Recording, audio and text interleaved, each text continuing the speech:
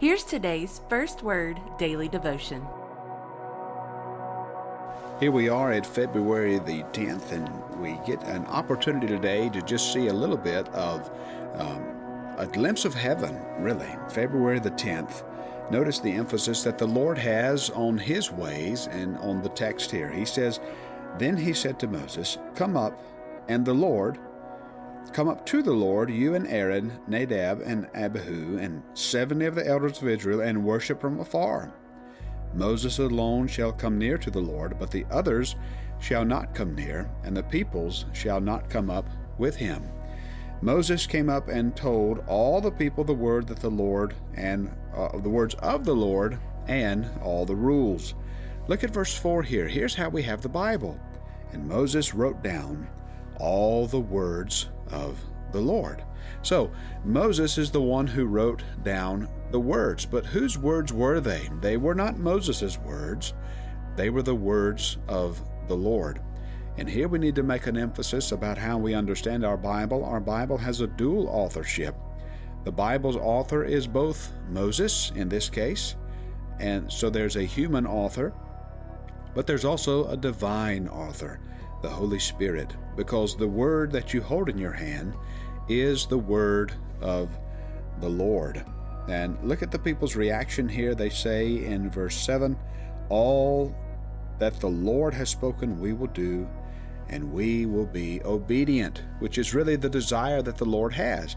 And we're going to see this. Look at this beautiful vision here that we have in verse 9. "Then Moses and Aaron, Nadab and Abihu, and 70 of the elders of Israel went up." Now look at verse 10. "And they saw the God of Israel.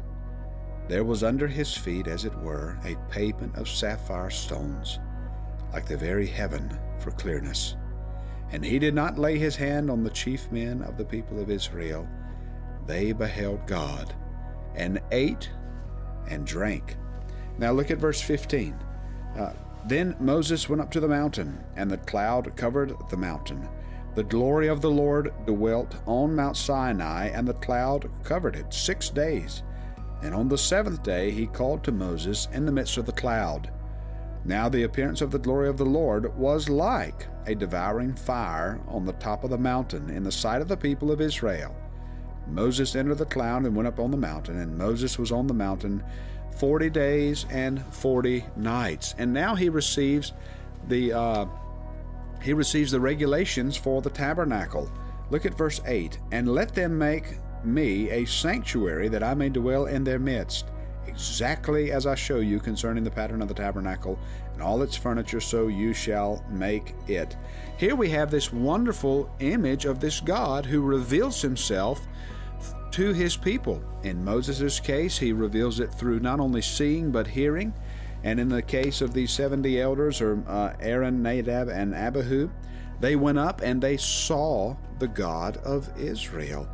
So we have this desire here from God that we need to just camp out on in our minds for just a moment. This God that we serve is a God who speaks, a God who desires to dwell in the midst of his people. And of course, how does he desire to dwell with his people? Look at verse 17. With a mercy seat. He desires to dwell with us in mercy. And then look at this beautiful language of the cherubim in verse 20. This cherubim overshadows. This God desires to dwell with us in mercy and overshadow us. And then this vision that we have of this Lord stands in contrast, especially as we see how the Lord tabernacles amongst us. He tabernacles amongst us through the Son, Jesus Christ. "The greatest among you," Jesus says, "shall be your servant.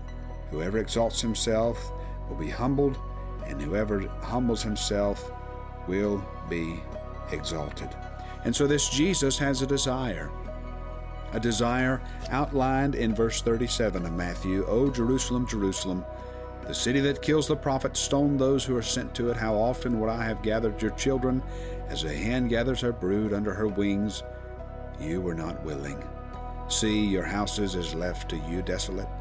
For I tell you, you will not see me again." Look at the emphasis. "You will not see me again until you say, Blessed is he who comes in the name of the Lord." Now, just as we close, I just want to point special attention to Psalm 37, and just to remember this. I have been young, verse 35, and now I am old, yet I have not seen the righteous forsaken, or his children begging for bread. He is ever lending generously, and his children become a blessing.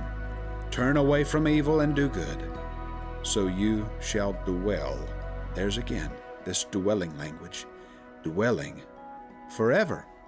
Where do we dwell? Look at verse 29. The righteous shall inherit the land and dwell upon it forever.